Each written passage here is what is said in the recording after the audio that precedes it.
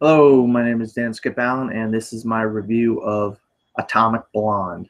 Atomic Blonde stars Charlize Theron as Lorraine Broughton. Um, we see her at the beginning of the movie in a what you would call a um, kind of investigative meeting with her superiors in the MI6. She's a British operative, and so we see this framing sequence where she goes at the beginning of the movie and at the end of the movie where she's being um, debriefed, or she's giving her debriefing to these men played by Tobey Maguire and John Goodman. So then it goes into the actual story of the film, and we have her thrust into this world of spies in East Germany and West Germany. So we're dealing with the Russians right in the heart of the Cold War. And Lorraine is kind of out of her element right off the bat because these Stasi agents are already on her trail. Now she's supposed to meet up with her connection in Berlin, played by James McAvoy, David Percival.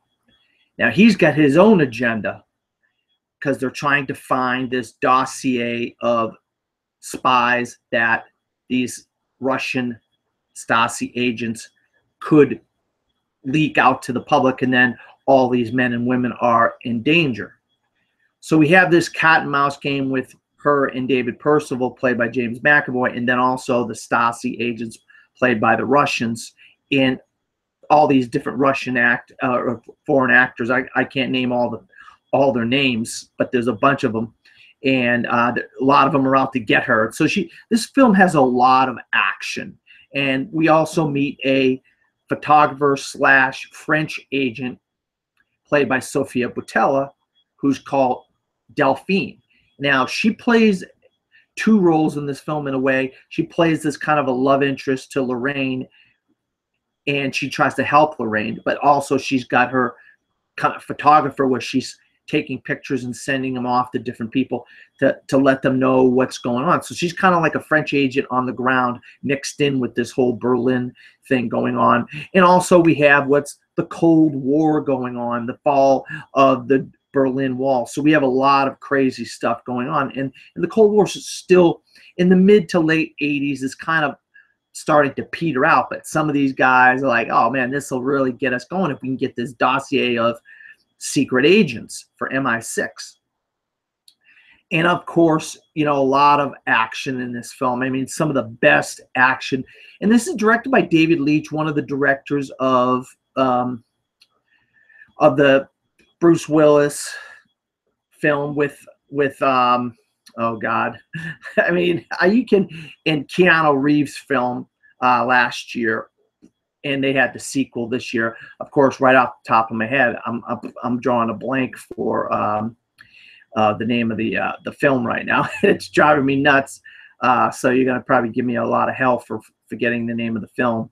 But so this has a lot of sensibilities to the other two films. One came out in February, one came out a couple of years ago with Keanu Reeves in it. And it's really, you know, this director really knows how to direct. David Leitch knows how to direct action. And Charlize Theron goes through her paces in this movie. Some of the things I love about it, though, is the clothes, the time period. What a great, I mean, you know, there's a lot of talk about the soundtrack for Baby Driver, but I would be willing to bet that once people get to see Atomic Blonde, they're going to put that soundtrack of Atomic Blonde up with the soundtrack of Baby Driver, because it is a phenomenal soundtrack. This is a lot of this kind of like music that you would hear in the rock and roll, European kind of rock and roll in the British invasion, the second British invasion in the 80s. And it's a lot of really good music. You're going to love this soundtrack. And it goes hand in hand with a lot of the action in the film. But at the heart of this is a spy film, kind of like a Tinker Tailor Soldier Spy, but on like like adrenaline, like you took a bunch of like Mountain Dews or Monster Energy drinks or something, and you drank them all, and then you got this crazy action spy film that is phenomenal. It is fantastic. Charlize Theron has proven over the last 3 or 4 years with Mad Max Fury Road, the Fast and the Furious films, and now Atomic Blonde, that she's really got a lot of range. She can do drama, she can do action, she can do a lot of different things, and she's really showing, you know, since her Academy Award win in Monster, that she can do all kinds of roles if she's given good material, and that's what this film is. This film has a great material in it, and I'd be shocked if we don't see a sequel to this. This is based on a comic book, by the way, so you can search out the comic book, and also it's got Sophia Boutella. We know she's been on fire as well with The Mummy earlier this year, and Star Trek Beyond last year, and the Secret Service a couple of years ago. So she's been on fire. This is her fourth movie, and she's doing a lot of different kinds of roles, but also similar to the things she's done in the past.